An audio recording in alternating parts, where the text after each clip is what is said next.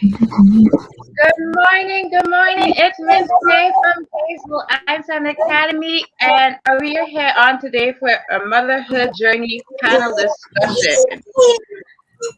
So we have three beautiful mothers on here today. I'm going to introduce them, tell you about the background. First, we have Miss Sydney Turner. She's a young mother on the bottom hand screen. This will tell you a little bit about her. She's a purpose-driven, intentional teaching, passionate and loving. This is who Sydney Turner is.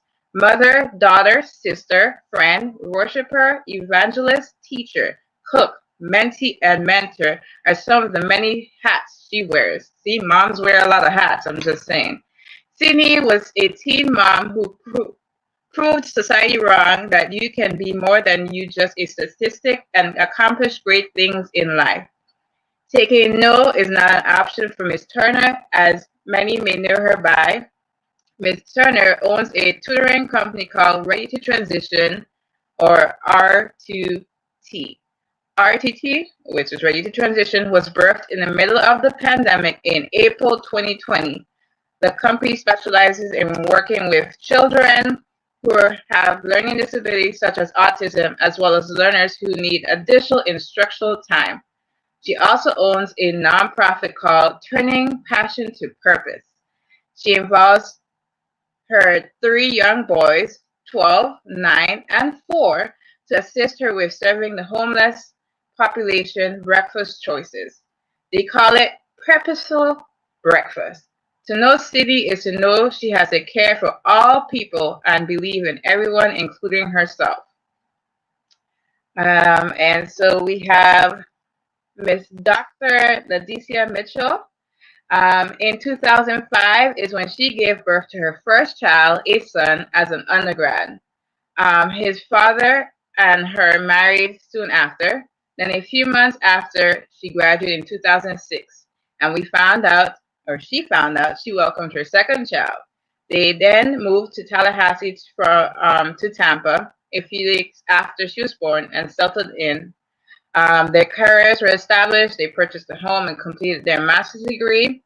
In 2011, they planned for their next pregnancy and welcomed their third child, another son. They spent her time as a stay-home mother, and that time also led her to a career in education and eventually considered a doctoral degree. So she's up there, ladies, with lots of prayer, whether she should pursue PhD or give birth or have a fourth child in 2014. God answered her prayers and had both. She became a PhD or doctor and became a mother for the fourth time. They welcomed their fourth and final child in 2015, and this is where she graduated with her PhD in curriculum and instructional learning in 2015. In 2019, she is a wife and a mother of 4 children. Last but not least is Miss Kiera Bentley. She is a wife and proud mother of an enthusiastic 6-month-old boy. Her journey to parenthood began with heartbreak in 2019 when her and her husband lost her first baby at 11 weeks. Even though it was very hard on both of them, they truly strongly believe that it was all part of God's plan. And in February of 2020, right before the pandemic, they found out they're expecting again. And then they were excited and they to have their son. So guys, are you guys ready? So what is going to happen is we're going to talk about different topics. Each one of us has a unique story. I am also a mom. I am mom to a young 9-month-old boy, and he is just full of charisma and whatnot. I started my business about 2017, and initially in the pandemic, I feel like everyone in the pandemic got really juiced up and began their career. And I started Hazel Einstein Academy, which is umbrella of services catered to kids. So the first question I'm going to ask the panel discussion. It's great to have mothers who've been through it, even if it's been a short term or long term. But the first question I would ask, what are some things that weren't discovered or taboo about motherhood until after becoming a mom? One wants to go first? I would say, there's no handbook to parenting. No matter who you look at, no matter the experiences you've seen, the people who've raised you, that every parenting, every mother is different. I'm not going to raise my son the way you raise your kids, and vice versa. But there's a manual that we kind of develop into parenting. I've now Mm-hmm. been a mother for 12 years. And of course, along the way, I've learned new things, not only from myself, but as far as from my children as well. The children aren't back from the 60s of raising when you're helping grandma cut up, collard greens, but there's no we can take advice from each other, but we're going to figure out what works for us in our household because every child is different. So I just believe, that there's no manual to parenthood at all. There's no manual to mothering. There is a wrong way, but there's no right or wrong way when I say that as far as you're parenting wrong. No, you're parenting or you're being a mother for what works inside of your household. Mm-hmm. Anyone who wants to go next or put in any input? I think something that I guess was a taboo topic in regards to motherhood is how it originates. So, one, how it originates in, I guess, the relationship that you have with the child's father, and Mm-hmm. even when you give birth, so your birth stories. So, I know a lot of women fantasize about how childbirth will go and they have expectations about how it will go. Yep. Um, but I don't think there, at least I haven't met anybody who's had a birth story go exactly how they thought it would. So it is the same thing with the relationship. I think, whether it was planned, unplanned, married, unmarried, everyone has a different story as to how even conception came along. So I think it's kind of taboo, but I think it was taboo to discuss those different narratives, and trying to figure out the right way to say or share your narrative sometimes can Mm-hmm. feel taboo if you don't have the traditional, oh, we met, we married, had a few years to ourselves, then we had a baby. So it just doesn't seem to be the norm anymore, I guess. There's just more ways to go about it, even with parents who have experienced in vitro or even adoption. It's just such a wide variety of how you enter motherhood in those respects. Mm-hmm. And I think some of those stories were seen as, or discussing those stories seen as taboo. I Can I totally piggyback off agree. of that? Because that's kind of, that's true because you hear people discredit other women who have had C-sections, they haven't had it the natural way or they've had medication, and people will then put in their mind that you haven't experienced the fullness of birth when it, as you said, doctor, it doesn't matter how it came about. You now have a living child, so you're a mother, in now the experience of motherhood is what your journey is. Mm-hmm. I was a teen mom, so that was a taboo for me was, well, you had a C-section, you know, you didn't experience the fullness, or you've had an epidural, you don't know the pain that I went through. But a lot of times we don't understand the stories of other mothers, what the pain they endured while pregnant that made them make that decision of an epidural, or the complications. Like a C-section isn't just like, oh, I want to go in and get a C-section. No, No. it's for, complications, or your child has gotten Terrified stuck of C-section. and you know what I'm saying, or that baby is breached and won't turn. So, I believe the taboo of people believing that the birthing experience, as you stated, is the same, and it's not. I can expect to have a baby naturally, but go in there and the pain is just beyond what I can endure. or, you know, during the midst of it, something happens and the baby gets stuck. So now a C-section. So I believe, you know, society has taught people that if you don't go through A, B, C, and D, then you don't know the full experiencing of birthing a baby when that's not true. And, you know, of course, when you're wiser and you mature, you Yep. understand that it's different. You know, there's so many medical things that can go on. And a lot of people don't even understand that giving birth is a 50-50. Either I'm gonna go or that child's gonna go.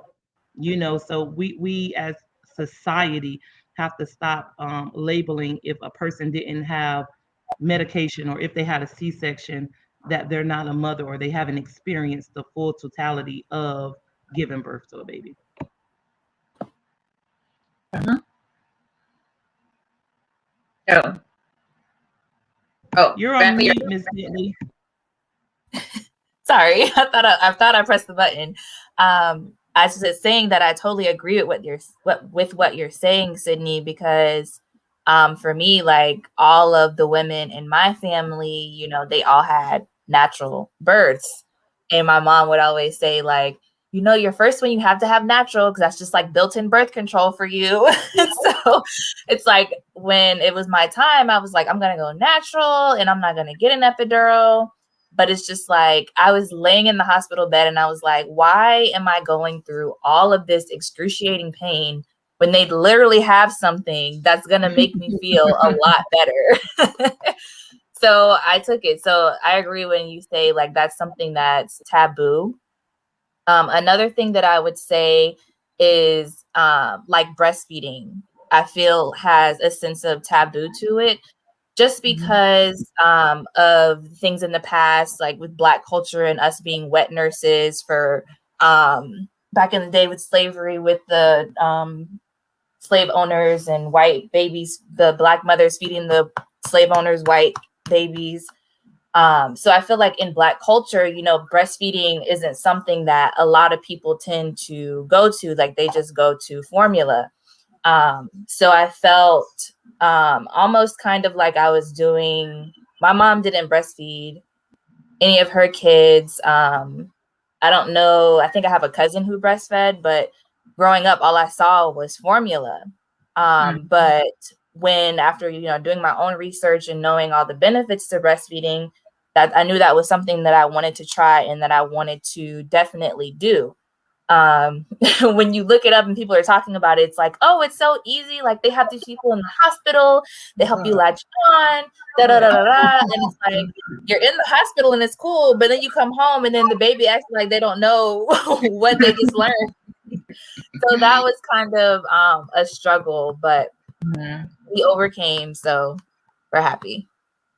I can definitely add on to Miss Bentley's breastfeeding journey. I am still breastfeeding, and although my son is 9 months, yes, you have to transition. I also asked my doctor, I was like, how can we wean him off my poor breast? And it's like you want to make sure they have the best nutritional value. And I've seen how he has advanced a lot. And not saying that formula babies don't do the same thing. Every child is different. They grow differently and whatnot. But I took a personal choice to breastfeed. It takes a toll on you, which you don't realize until you're all the way in there.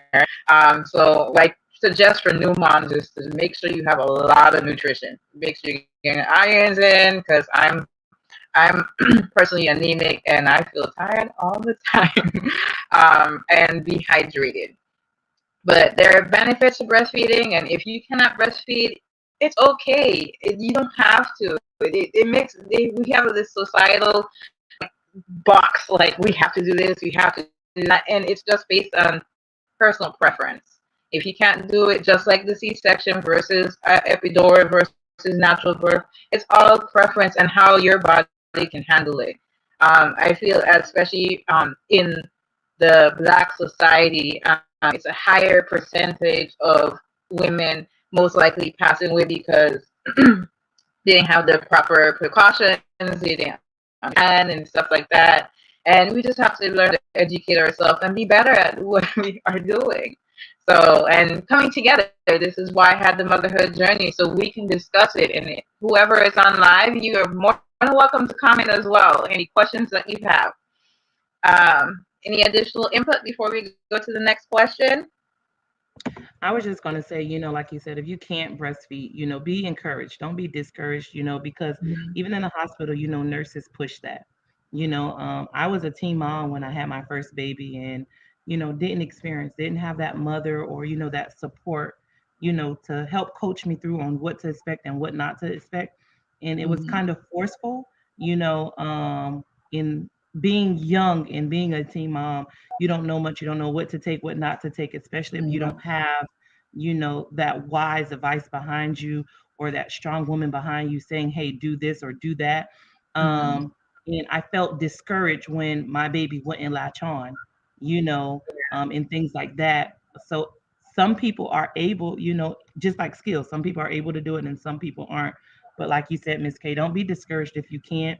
We have our minds made up of, you Mhm. know, I want to do this or I want to go in and have a natural birth. For me, all three of my boys were natural. I just couldn't do the medicine. I'm afraid of needles, So for me, it was totally different, But knowing don't be discouraged because we have, as Dr. Mitchell said earlier, we have one way that we want to do it. But when you go there, when that pain gets real, when that baby's in your arm, you know it's nothing, it's outside of you. I just Mhm. was reminiscing not too long ago that I have three boys and I've never embraced motherhood.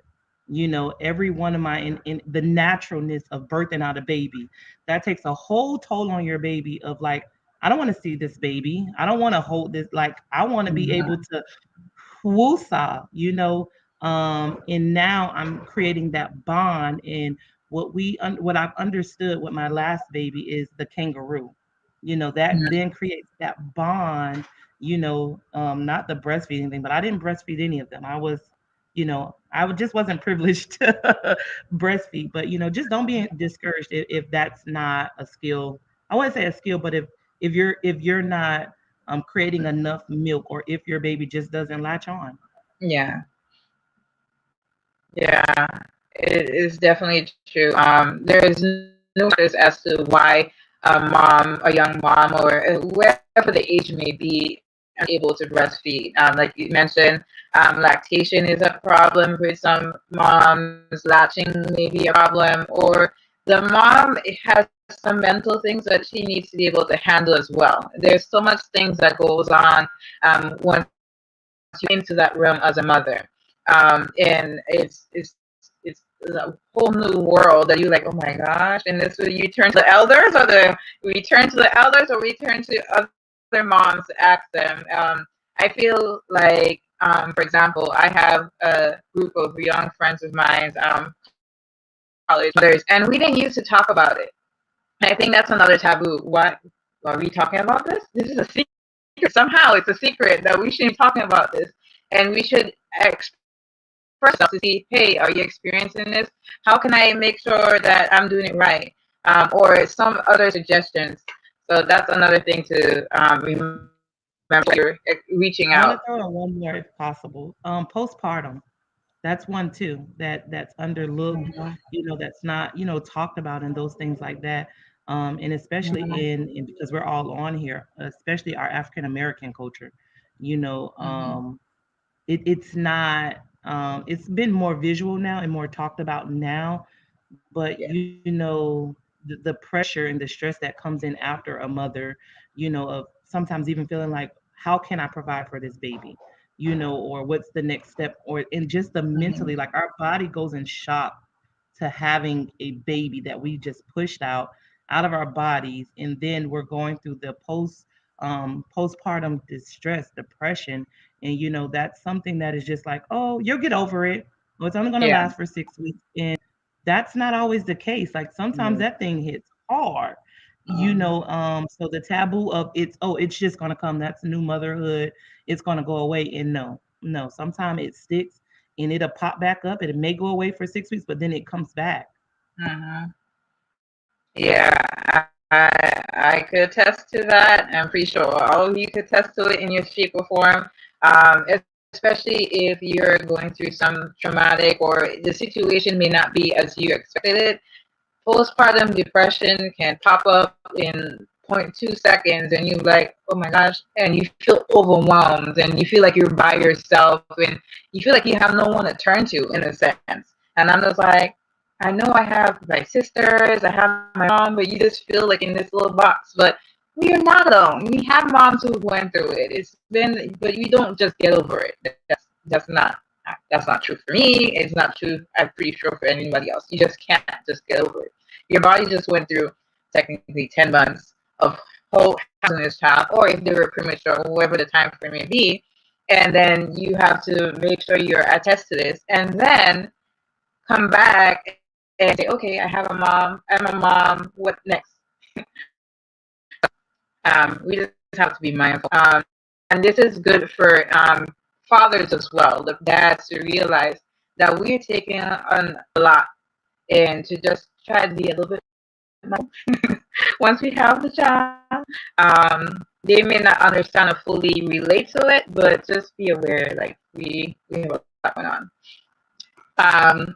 And the next question is, what have you struggled with as a mother? Whether it's mentally, whether it's physically, if it's the recovery, what is one thing that you struggle with that you want to discuss or mention to others?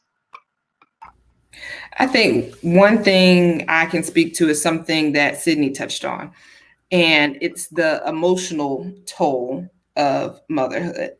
So for me, I wasn't as close to my mom, or I didn't have those, I guess, motherly relationships like that were intact at the time I became a mother. My mother-daughter story is a little, I guess, off as well. But going into motherhood is, I don't even know how to describe it. Like, just, I guess I didn't have any set expectations because my first one was unplanned. It was unexpected. As a matter of fact, I remember sitting in the office when they told me I was pregnant. I'm like, wow, it works. Like, my body works. The system works. Wow. so, but I didn't have any like motherly, inclination. Like, everybody's like, oh my God, I'm carrying this great human. And I'm like, oh, it's cool. We're cool. I got this baby. And at the time I was planning on being a single parent. I'm like, it's gonna be me, my son, my motorcycle. We go ride out.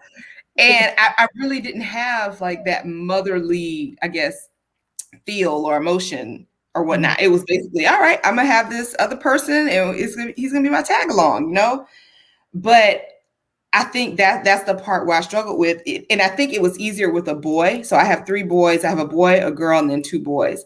So when I had a daughter, that really changed things because I'm like, how am I going to raise a girl? I was the only girl growing up. I had 2 brothers. I was kind of a tomboy growing up. And I'm like, Lord, I don't know what to do with a girl. Like, and then she came out with all this hair and like, it kicked in, like, I can care for her. I felt okay with it, but I guess from the outside looking in, everybody was like, oh, you don't seem as overwhelmed as moms typically are. And I'm like, really? I'm like, well, it's just a person, you take care of the person that you have. But I felt like I never felt that motherly, gushy, warm, cuddly feelings of moms that moms do. And I always struggled with that because I'm like, well, how will my daughter feel? Like, how are we going to develop a bond? I don't want us to be fighting and feuding, and I don't want her to feel like she has to keep stuff from me. And then, it's the same thing with the boys, but I think it was just different with the girl because of my relationship with my mother. So that was one of the struggles, is making that emotional connection. But again, from the outside looking in, everybody's like, oh my God, you're so great with them. And I'm like, oh, thank you. Because I don't know. It's not that I didn't know what I was doing, but at the same time, I'm just going with the flow of things. Like Sydney said, there's no manual for it. It's kind of like, all right, I have it in front of me. Let's do it. Let's figure this out. And that was one of the struggles I have. I believe I can, we all have similar stories, and it's funny, you don't really understand until you have these type of discussions and these type of environments to say I can relate to that woman. Society has taught us to judge each other, right, as far as motherhood and just women in general. But I don't have a relationship with my mother. Now being more mature, it's getting better. But as a child, I've suffered through, rejection and abandonment. Not that my parents were there, but I grew up in a divorced house. So my dream was always, if I had a kid, I want them to be in the house with their father. So I'm a mother of three boys, and they all have their own dad. So I would say, the struggle for me would have been physically, emotionally, spiritually, and financially. And now letting them know that, not that we love them unequally, but we love them differently, because we're always at a different point of our life when we mature and when we grow. My first son, I got pregnant at 17, had him at 18, and graduated. But I didn't really raise him. Like, my brother was living at that time, and my brother kind of took to him. My brother didn't have kids, so everywhere you saw my brother, you saw him. So I was still, doing what I wanted to do. You know, um, and then my brother passed away when he was 2.5. So now I was pregnant with my second son. I was with his father. And now it's like I have to learn this 3-year-old that I don't even know. Like, yes, I'm his mom, but now I have to learn another kid when in my mind I had it set that that's not my kid. Like, I gave birth to him, and my brother's basically raising him. We live together. I hope that makes sense. Like, we live together. Me and my brother live together, but my baby was always underneath my brother. So now it's like, okay, he passed away, and here I am pregnant, and so there was a trauma that I went through in my second pregnancy that I never grieved from. So, I did what I wanted to do. His dad raised him. Like, we were together, but he raised him. And I just was emotional, like I couldn't function sometimes. I drunk my problems away. At that point of life, I was, an alcoholic or whatever they call it, trying to suppress my pain. And then, so my kids are like spaced apart. So I was every milestone in my life, and then now I have a 4-year-old, and I've had him when I started stepping into my spiritual journey, as like knowing that, not that God wasn't never real, but like knowing that, God, you looked out for me. Like, God, you had my back.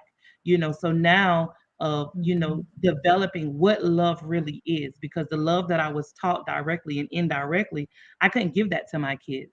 And kids will believe that there's a favoritism or things like that. But really, I just was in a different period of my life at all times. So with my first son, I was a teen mom. I don't know anything about raising you. My mom wasn't the type of mom that, loved me, or, showered me, or, talked to me, gave me those girly talks of these type of men and A, B, C, and D. And then my other son, I went through a trauma, so I believe, like, just, the struggle is, um, letting them know I love you all the same, but there's kind of a different love because of where I'm at and what I grew from. And as far as like with my first son, I was homeless before.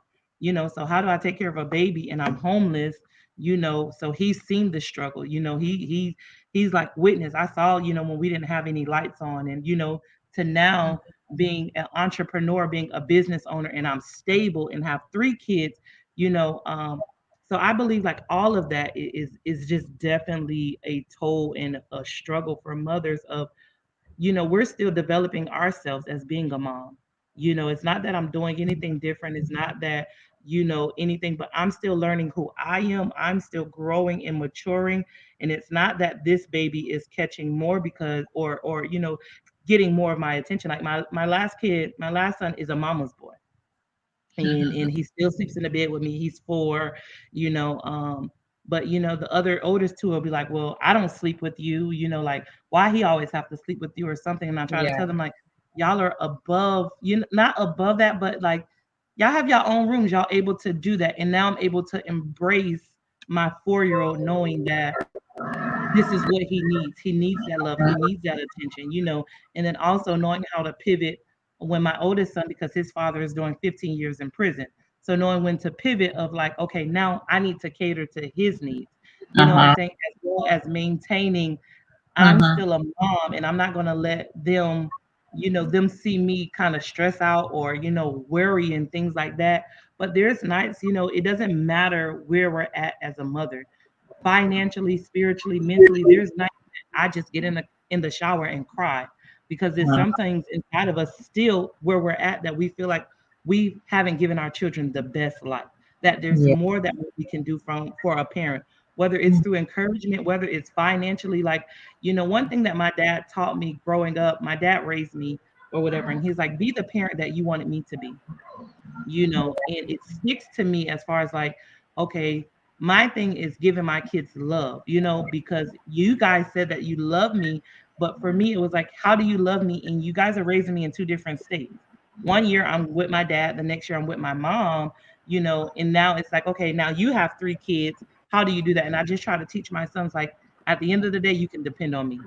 I'm gonna step on the enemy's head, that I'm not gonna kick my kids out at 18. There's not gonna be a generational curse, like, you know, and that's the thing of just being able to be stable mentally, financially, spiritually, all of those things to make sure that I can continue to provide for my kid, as well as having those self-care techniques to be able to digress where I'm not overloaded with being a mom. Yep. Yep. For Um, me, uh, I would say, oh, oh, go ahead. oh, go ahead. Sorry. Okay.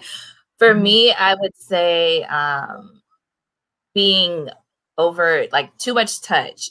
So it's like I'm breastfeeding, so I'm breastfeeding, so my son, he gets all his nutrition, everything from me.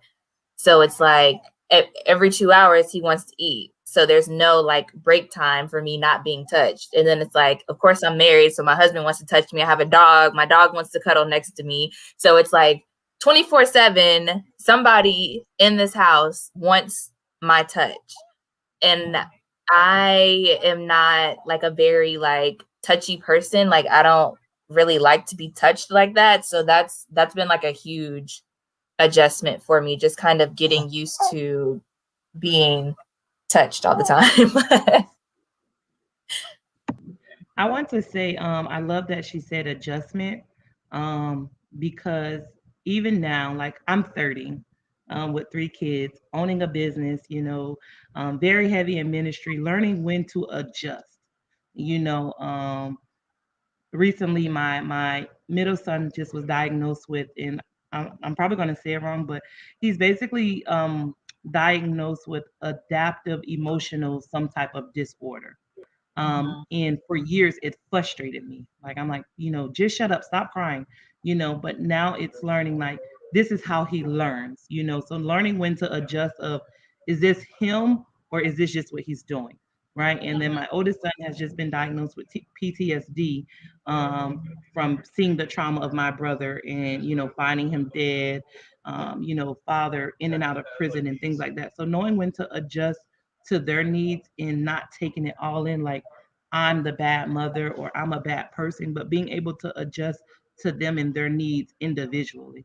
Like there's three of them, one of me. So, how do you adjust and how do you pivot to know, okay, this kid needs me right now. Okay, let me adjust to this. Let me adjust to, being a business owner. Let me adjust to being the minister in the church. Let me adjust. So adjustment is something major that us as moms, struggle with, as well as, I'm not a wife, but, you two being a wife, of having to adjust to the needs of my husband, how to adjust to, cooking a dinner for my family and creating that family time, as well as going back to, okay, I just need to be able to breathe for me.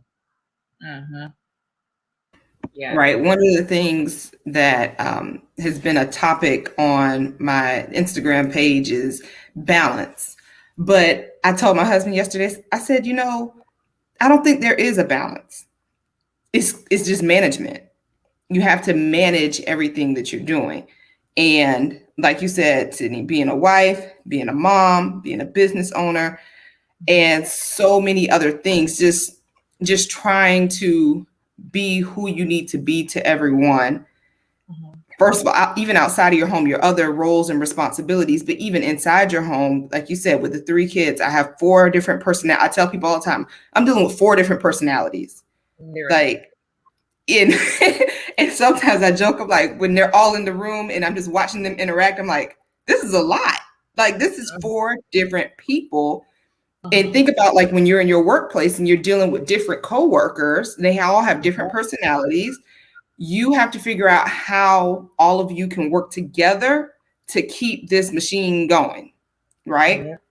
So my husband, he's a pastor, and we're also business owners, and we have a nonprofit. We just have so many things going on. And now with we're moving into this, I guess, new phase of life of having 2 teenagers. And our daughter is going into high school. Our 16-year-old is going to 11th grade, starting to drive, having a job, dating. It's a lot, and it's like it's never ending. There's always something new to learn. And there's always that feeling, like Sydney said, am I doing enough? I can do more. And then trying to do that times 3 or 4 children, like, okay, what can I do more for this child? What can I do for this child? And then how do I still maintain who I am as a person? So I don't think I don't know if you ever truly find a balance. And I think that in and of itself is a struggle, because we're always moving towards and trying to work towards finding this balance. But I don't think there ever is. I think there's just a matter of you got to do life. You got to take it as it comes. As I was walking this morning, walking downstairs to get breakfast, I thought to myself, I said, motherhood is basically clean as you go. Because as I'm walking down the stairs, I have, I see this pencil out of place. I see this napkin out of place. And it's like, okay, I'm picking it up on the way to where I'm going and then putting it in its place. So it's the same thing with motherhood. You have to, you do it as you go. You clean as you go. So even if, we make a mistake or we got to deal with it sometimes, like you said, I got in my car and I'm like, I just need to cry. I just need to get it all out. But it really is like clean as you go. It's like, okay, you face this and then pick it up, put it down where it goes, and keep headed towards your destination. Yeah. I think as we're labeled as, not labeled, but when we enter into motherhood, right? Like it's like a cape is putting on us, right? And people, you know, it's like you're just a mom. It's not that I'm just a mom. Everything that attaches to a mom, a house cleaner, as Dr. Mitchell just said, now I have to be a chef. Now I have to be a teacher. Now I have to be a role model. Now I have to be, that person that feeds you spiritually. Now I have to be like, it's so many hats that we wear that like we're always in superhero mode. Like we're always the go-to. You know what I'm saying? And I just believe like there's never a point where we're just looked at as Sydney. We're just looked at as, who we are outside of being a mom, outside of being, a wife. And I believe like as mothers, we need to be able to stand on, I just want to be Sydney. And I guess that's when self-care comes in and things like that. But like I don't want to be labeled as Miss Turner every time that you see me. I don't want to always, as Miss Bentley said, I don't want to always be touched all the time. I don't want to always have to cook a meal. I don't want to always breastfeed. I want to be able to just digress and be who I am without no titles attached. And I don't believe that it should always have to be going on a vacation, but we need to create those boundaries and say, listen, like my kids know when I leave my office, because, as being a single mom and an entrepreneur, like they're with me in the office, like in my office is inside of their school. So they're there 14 hours a day, so I've just realized last week, like, oh my God, this is a lot on them, but we have this period of like, okay, it's a 15-minute drive from the office to the house. Mommy needs quiet. I don't need y'all to say anything. We don't even listen to music sometimes. We just like, listen, be quiet. But it's a struggle for my middle son because he's always talking, talking, talking, talking. And the other ones are like, be quiet, mommy. Like, this is her digress period. And I believe like we need to teach society as a group of women that's in motherhood that we don't always want to wear that cape. We don't always want to be the house, and we don't always want to have to go on a paid vacation to get away from the norm. Like let us be able to be who we are if it's 30 minutes, right? And I believe like if society sees that, teachers, just everyone in general, that mothers wear a lot of hats, not really dads. And I don't want to discredit dads because there's some dads like, okay, I'm taking off the hat, but we don't have that luxury, and that becomes a struggle of creating balance. Men are kind of like, listen, I'm watching the game today. And we automatically, for women, we know, okay, don't bother our husband, don't bother James, don't bother whomever while he's watching the game. And I believe that we need to make a statement as mothers, as women, to know like, okay, listen, I'm not a superhero. I'm not anyone. I'm going to do like my husband do, or I'm going to do like this, and I'm watching the game, Put the cape down. Yes. want us to make that statement of, you know, we don't always have to be Wonder Woman. We don't always have to be Superwoman. We don't always have to be Super Mom. If I don't want to pick up that pencil today, then I'm not going to pick it up. If I don't want to cook you breakfast, then you need to learn how to be independent. And don't ask me, Mom, why there's not breakfast on the table. Be independent, All right. So we have the question from the audience. Ms. Thomas says, how can you encourage parents that have no support and they're trying to do the best to educate and raise their children the right way? I was that mom. Connect. Don't feel as though you're a weaker vessel for connecting to someone who knows. Just asking for help. There's a saying that a closed mouth doesn't get fed. How do you know that you need help if you don't ask? Take for granted some people will not help, but in my bio, I don't take no for an answer. I had to get to that level. If I need help, I'm going to ask. So for a parent with no support is reaching out, and I'm the person to say the government isn't the one that's going to always help. Don't always subject yourself to, the government has to help me with food stamps. The government has to help me with childcare. The government has to help me with this. No, connecting to resource, connecting to people, like now doing this show. I'm now connected to Dr. Mitchell. I'm now connected to Miss Bentley. I'm now connected to Miss K. And I don't know what kind of resources you guys have for me as a mother, for me to give back to other mothers, but just opening up your mouth and saying, hey, I need help to somebody, somewhere, they'll hear you. Exactly. Another I wanted to jump in on Yvonne's question about encouraging and getting support. Just like Sydney said, definitely ask, people around you. For me personally, I work for a nonprofit organization called Champions for Children. They are a really good organization, and they help parents who, don't have support, be that resource, that community resource that can help you, learn how to potty train your child, or do you need help connecting with your child better? So they'll teach you how to build those strong connections with your child.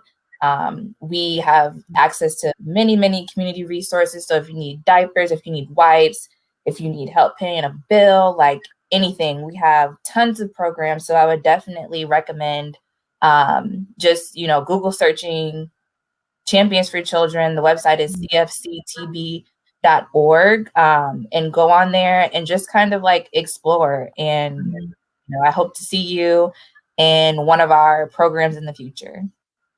That is a legit, and I just want to tag team on that. That's a legit company. I used to work for a group home, and the people, the volunteers that come out, they're amazing. I worked in the teen home moms department, and they bring tons of diapers, tons of wipes. So that is a resource. So definitely connect with that nonprofit. Yvonne, if you message me on Facebook, I will just kind of like let me know what you need, and I can point you in the right direction for what programs can help you the best. I can attest to the Champions program. I'm actually under the umbrella of Parents or Teachers because I wanted to educate myself as much as I can of how to interact with my son. I love working with kids, but that's not going to be the same case as with your own child.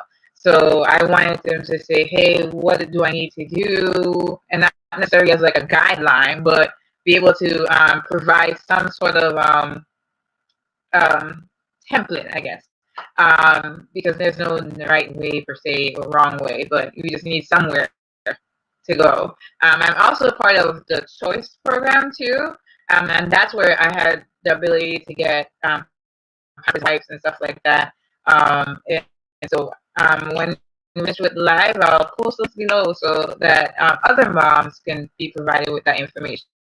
And that's another thing. We don't have the resources. We don't know where to go. And especially if you're a single mom or a mom just coming out of an abusive relationship, there's a variety of scenarios, and we have no clue.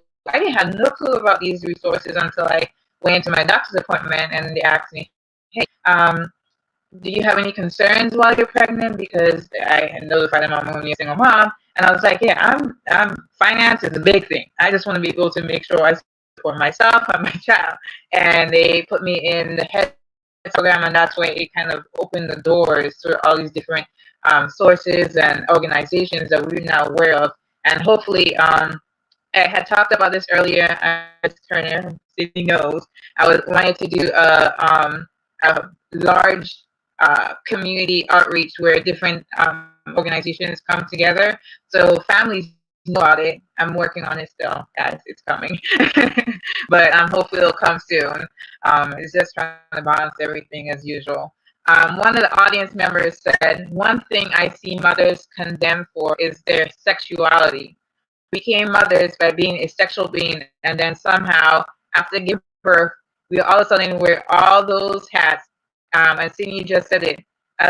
We lose our sexual identity. So that's another thing that is not really talked about in the areas of sexuality. Okay, how do I feel now? How do I feel beautiful? How do I interact with my husband or my partner? It doesn't matter. We do kind of lose our identity in general, or sexual identity as well. Let's see. Our next question is, what or when have you felt empowered as a mother?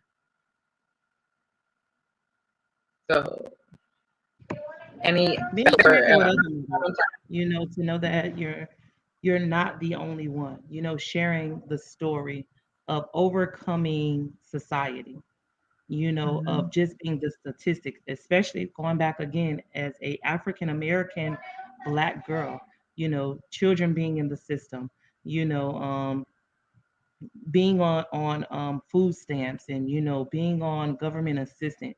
I felt empowered when I'm able to say I don't need that. Like, me and my kids are good. Like, I'm not just a black woman a black mom trying to get over on the system. No, I legitimately work. I have an education. I have certifications underneath my belt, that I'm not just a Black woman, and nothing against that, because we all have a stepping stone, but I'm not the ordinary black mom that's living in the project, with men running in and out. You know what I'm saying? Like, I am I have a name for myself. You know what I'm saying? Like, I'm Miss Turner, the owner of Ready to Transition. Like that, I am her. I have a nonprofit that, I'm not bound by a statistic. That I can give hope to other Black African American women, to say, like, you can do it. Last night I was out, and a person was like, "Well, what is your company? Who is your company funded by?"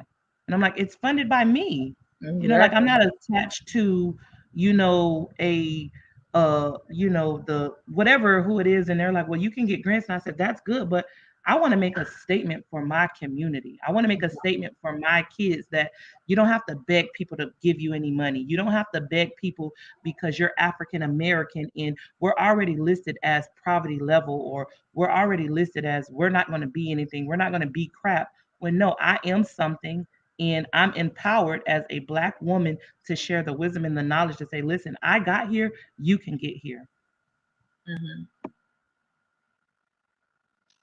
I think that kind of speaks to what the first moment of true empowerment as a mother for me was when I finished my bachelor's degree. Because I can remember, like I said, I'm the youngest. I'm the only one of my siblings to go on to college. And I felt like so much was riding on my success. So to have to pick up the phone and tell my dad that, hey, your only child is about to have a child. And something he said to me, he's like, well, I just want you to finish school. Like, are you going to finish school? And I'm like, I have no choice but to finish it because I have a child to raise. So if anything, this is not going to deter me from completing my education. This is propelling me and motivating me to finish. And sure enough, I took one semester off and then I went back at it and I finished in 3 years. So I finished the bachelor's degree in 3 years. Like she said in my bio, I found out I was pregnant. I was expecting again after I finished that. And I think what empowers me through that entire journey is that I was able to do this with 4 children. Because like you said, they see us as Black women and they think of the statistic, they think of us being on welfare and all these kind of things. And I'll admit, I've had to use some of those resources. But I think as I got older and I guess more hip to the game on how things work, what was empowering for me is using that narrative and spinning it to make it an advantage for me. Yeah. So instead of using government assistance and stuff, I use that narrative of I have these kids, I have a husband, I'm doing all of this, give me money because, and not need-based money, merit-based money, because I am accomplishing great things as a mother and a wife. So by the time I got to my doctorate degree, I ended up getting it for free because I was able to spin that narrative in my favor. So I would encourage moms to take that narrative, whatever people are trying to put that narrative on you or that statistic or anything, and spin it so that it works for you. So that's what has been empowering for me. And I don't like to, I don't want to, I'm not the kind that brags like, oh, I'm doing this, I'm doing that. I let it speak for itself. So it's not always about doing stuff or getting stuff because you're needy, but you do need support in order to accomplish these great things, right? I was nodding my head to you, Sydney, because as I know, when you're a nonprofit, especially in Tampa, they're like, who's your funder? Me. Like, why can't I fund myself? They're like, oh, you got money like that? No, but I have the passion. I have the expertise. I know how to use my resources. I'm a very resourceful person. I'm going to make it work so that I can help others to be better and to achieve their goals, no matter what walk of life they come from. So moms, I would say I feel empowered when I'm able to accomplish something and still manage everything else that's going on in life in a successful way. So I'm not saying that moms, you should go run out and try to go get an education and everything, because that's not the route for everyone. But it is empowering when you can still find a sense of yourself through things that you're able to accomplish. Maybe it is starting a business. Maybe it is even just forming a play group for your children and y'all meet consistently. Whatever it is for you, find empowerment that way. That was really good. What I would say empowers me as a mom is just being able to help and empower other moms. Before getting a position at Champions, like I know a little bit about motherhood, but not a lot. So my timing with, starting to work there, I started working there right when I first found out I was pregnant. So I used every single resource that offered there. And like seeing the drastic change in my being prepared to become a mother by using those resources that Champions offers, it's just like, I want to share that with everyone that I know and people I don't even know. So being able to share, my journey with other moms or expecting moms is what empowers me. And that's why I started like a YouTube channel to kind of talk about my journey through parenthood and motherhood and like how things are going. And everything that I can think of and that I know, I just want to make sure that I share that with everybody because it's Yeah. been so useful to me. I just want to pass on that information. I want to add to another thing that makes me empowered as a mother is knowing that I'm raising three boys, um, and I am their example. Not saying that I'm taking the role of a male, but showing that, you know, we can only go up from here. We Uh-huh. can only make a legacy. We can only do greater things that we want to accomplish. I had the privilege on Thursday night to speak at a showcase about my business. And one Mhm. thing that my oldest son, who is 12, he said to me, he says, "Mom, you make me I'm so proud to be your son, of watching you speak in front of hundreds of people and to see that your business is elevating. So to impact and put a dent in my boys, because I don't have a daughter. I have three African American boys, to know that, and we live in the hood right now. Right now. We going places, but to know that this is not your destination, that I've impacted and put something and instilled in my kids that, we used to get food stamps. It's been times that our lights have been cut off. It's been times that our water have been cut off. But now that we're so stable that they can say, you know what, they're not going to have that same story of, our black men that's 30 and 40 years old that says, oh, I saw my mama working 3, 4 jobs. I saw my mama go to school. I saw my mama, put up with my daddy, crap, or what I'm saying? Like that they're empowered to know, no, my mom was single, until her husband came. My mom did this. My mom is a boss. So, that empowers me as a mom to know that my kids see the greater of life. Yes. I can definitely say for me, what has empowered me is just being on this panel discussion. Even though I'm very personable, I would have never thought to be on a platform where I'm talking to numerous people and interacting and networking. And I wasn't really motivated before. And once I got had my son, is when I was like, nah, I need to do better. I need to make sure that I, like Sydney said, I set that example. And this is why I started branching out and making this an umbrella of services, from the panel discussion so parents can hear from it, to just working with kids on their own, just doing kids social hours. All of this is just to make sure that I leave legacy for my son, as well as impact children and parents as well. It comes from parents and it goes beyond that.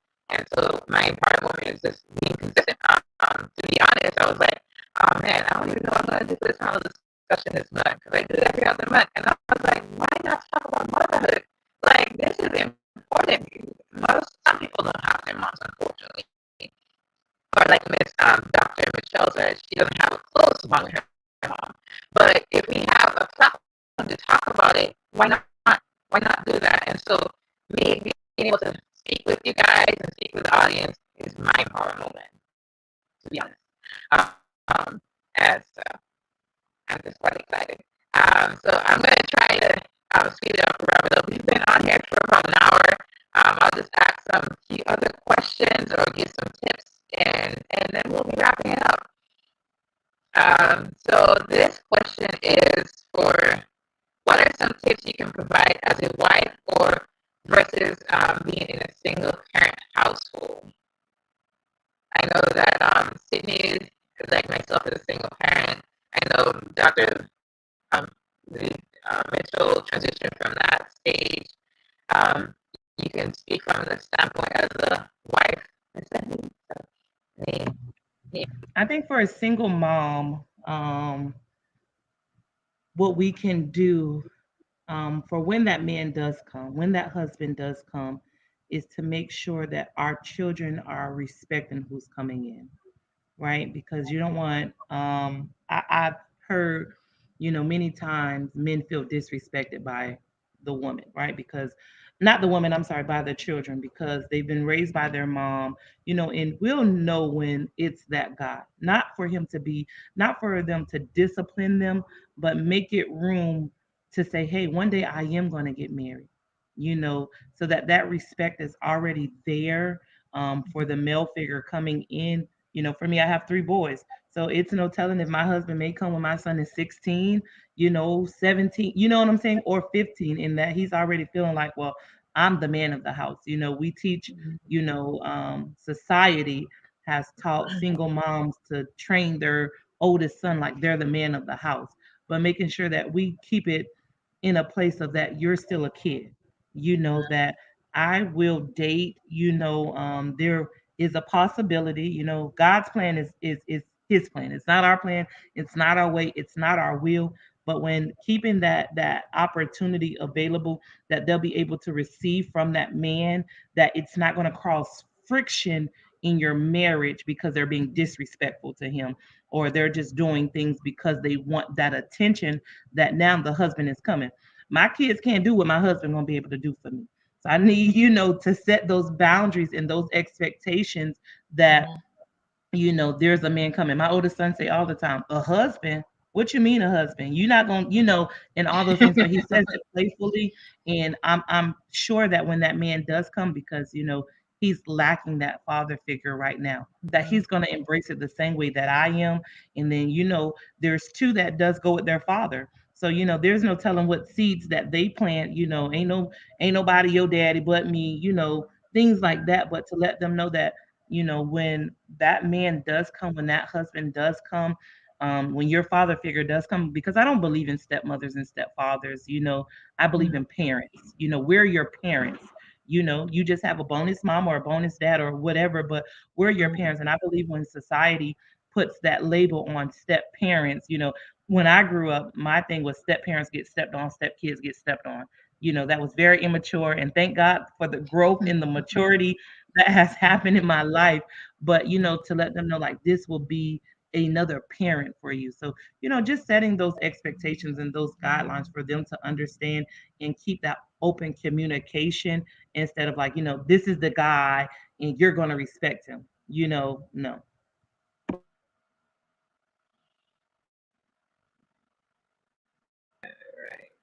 All right.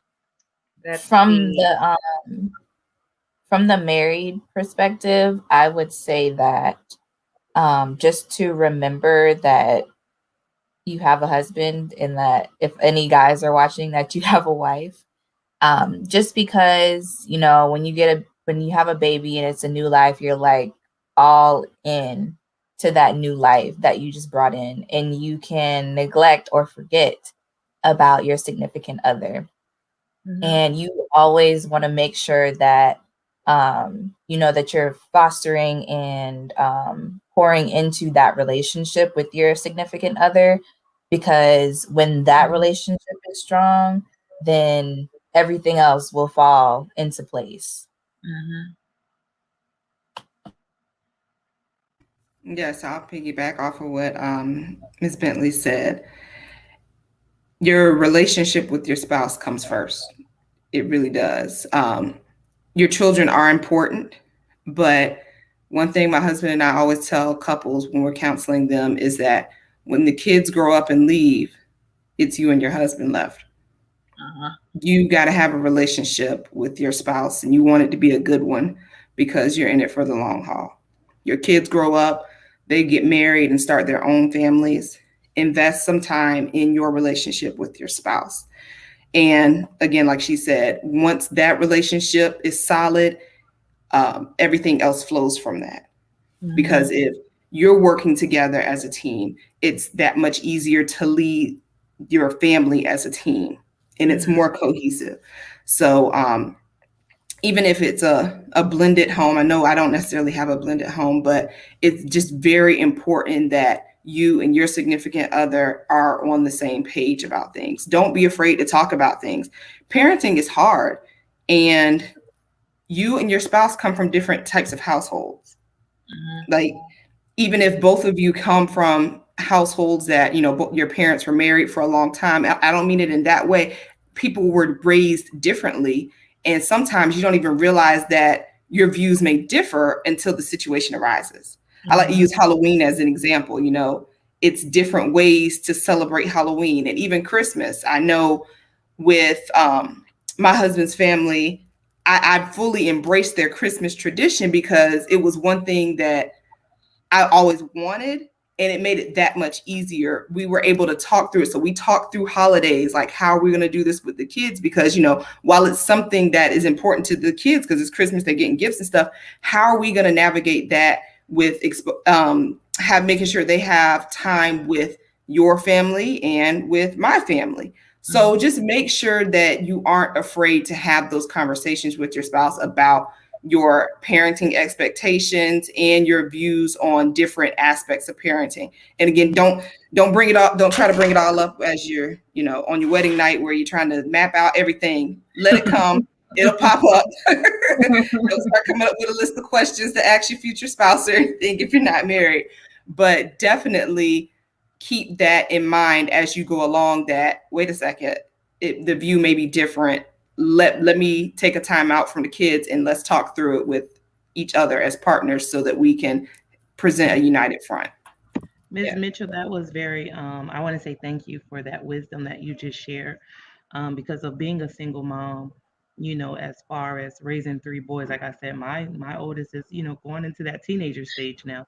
So knowing that, when that spouse does come, to create that relationship with them, not to say that, my kids are wrong now, or, I'm switching out, or I'm a traitor, but I need to put the energy here because you guys are going to get grown and you guys are going to have your own family. So I want to say thank you for sharing that piece of wisdom.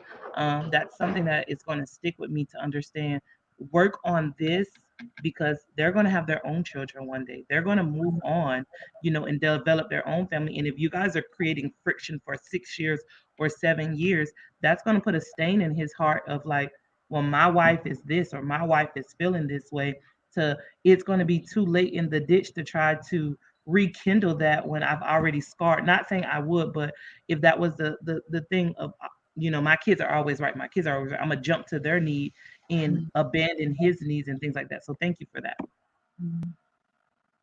Yes. I'll piggyback off of Sydney.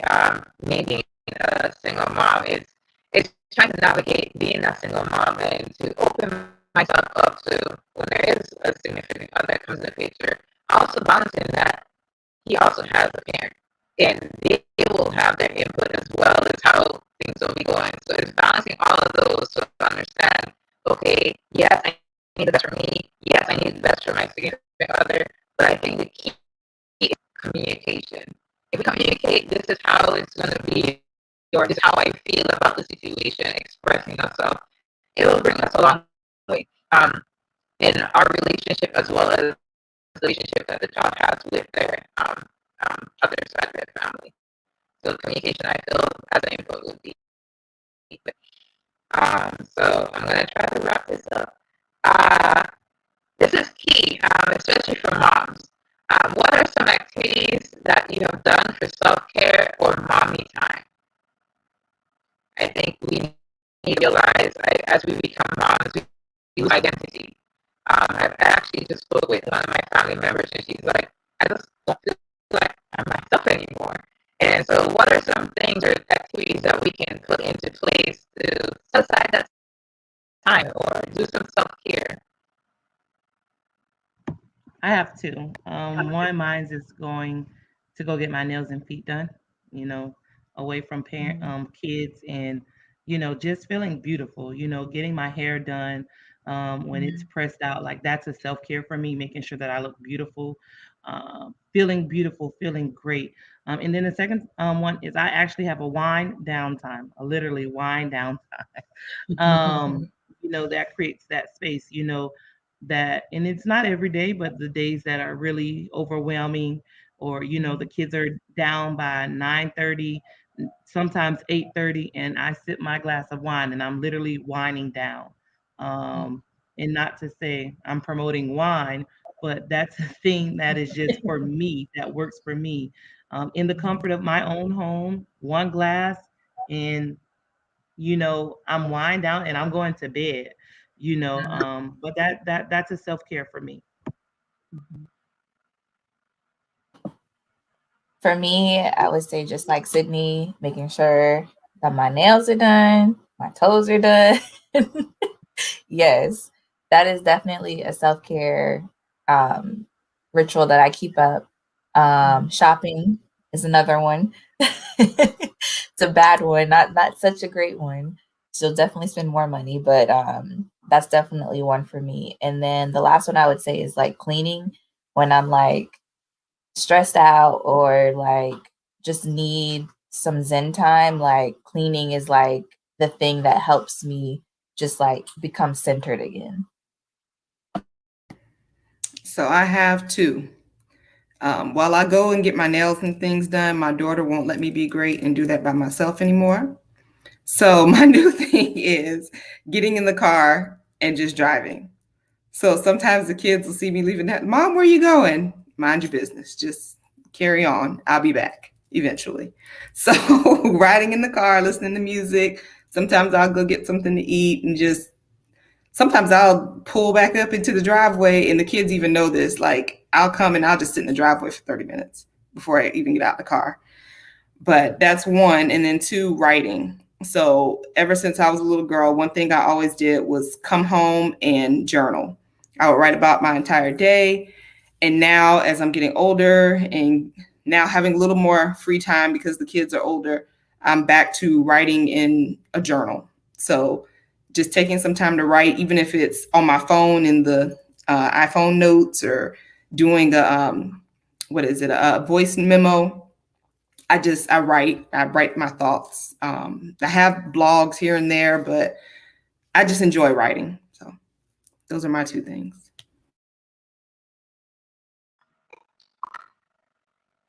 All right, my two things. I'll be back up, Miss Mitchell. I love music and I love driving, so those are my two passions. So when my son is not in my vicinity, he will see me in the car, and I'm pretty sure a lot of company people will see me. I'm just driving and dancing, and I'm just having a time of my life because that's my outlet. Like literally, that's my outlet. I'm like, okay, I need a break, or I need some wine, but I can't get wine right now. It's turning to like I still breastfeeding, so I have to wait a little bit for that. And the next thing is I just shower is my new like relaxation. Do the shower is falling on me.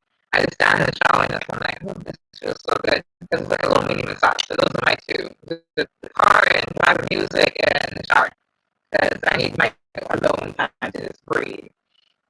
But I had found some tips that I wanted to put out to the audience. There are two things: nutrition tips for new moms. I found it off of a blog called Help Postpartum, and it says she gave 6 tips. For nutrition tips, each bite should be as nutrient dense as possible. Prioritize breakfast no matter what. I think we kind of skip over it like we skip over it, but breakfast is a very important thing. Some people may not like breakfast, but that's a good thing to keep in mind, especially when you're trying to do self-care, to eat as properly as possible. Create a to-do list with proper, no prep snacks like seeds, fruits, all of that can be encompassed as well. Ask for help and accept when needed. We struggle with this. I struggle with this. I know y'all struggle with this. Ask for help when needed and accept it when needed. I really have seen this as a great load off my shoulders. And detach guilt and shame from foods you eat. Stress equals inflammation, and inflammation equals more problems. So keep in mind when you're like as a new mom, like me and family, like try to keep the stress level down. And this is where self-care comes into play to make that work. Another tip that I would mention for moms, the moms who have multiple kids. So this is from Ms. Mitchell and Ms. Sherman. It says balancing motherhood and your children. They gave 5 steps. Learn to say no. What do you say? It says create time blocks for each child. And I think Ms. Turner had mentioned that as well. Child as a chef in the kitchen. I think that'll be a fun activity. Say, hey, it's your night. You cook up the dishes and whatnot. So let's celebrate being a celebrity. So each child has their moment like, hey, I did good today, let's do this. And the last one, which is the most important one, enough is good enough. We sometimes feel like we have to do so much and it just becomes overwhelming and overbearing and it's like, oh my gosh. So overall, I think motherhood journey is something that we all need to start discussing and talking. And from what the audience been mentioning in the comments, they are loving our input and feedback, and hopefully we may have opportunity to talk about it again. But we do have people out there who want to hear from other moms. It's needed. It needs to be talked about. I know that Miss Mitchell has something that she just launched. I would like to give the platform to her to tell us about it. Thank you so much. So, what Ms. K is referencing is the fact that I am now a Chicken Soup for the Soul contributing author.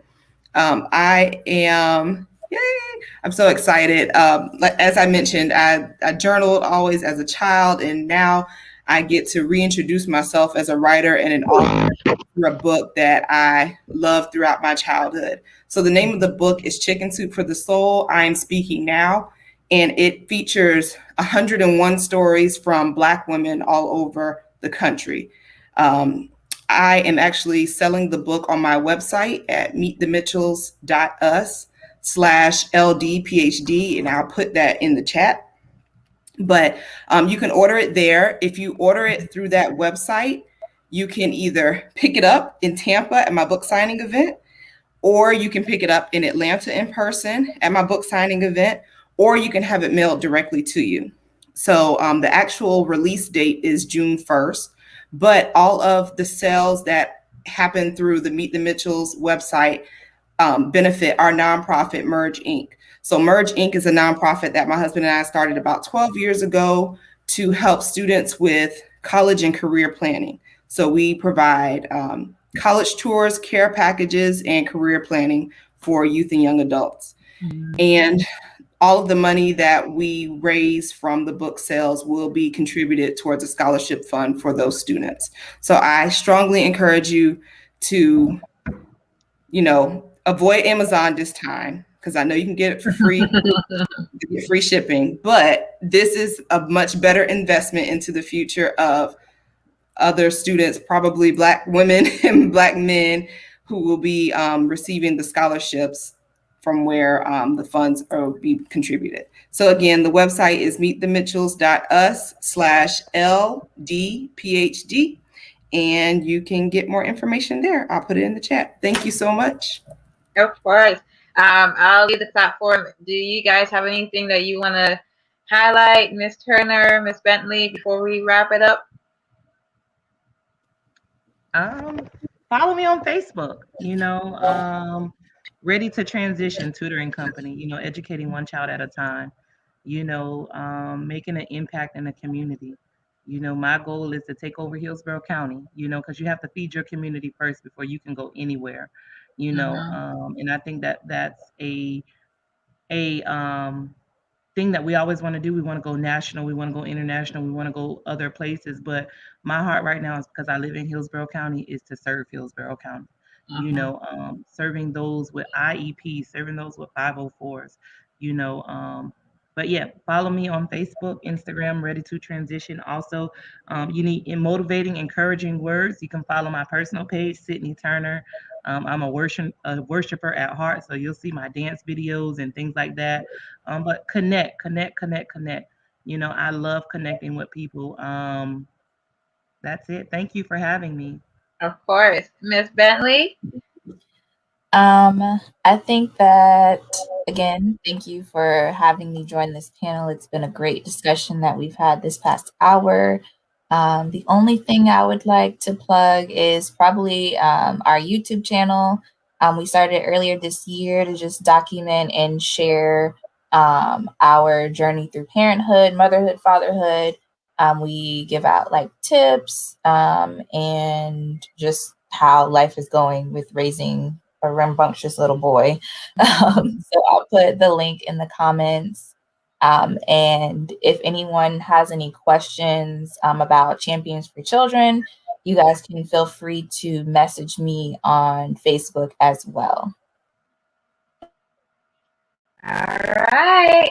Well, we're wrapping up the Motherhood Journey panel discussion. I thank everyone for joining us and viewing.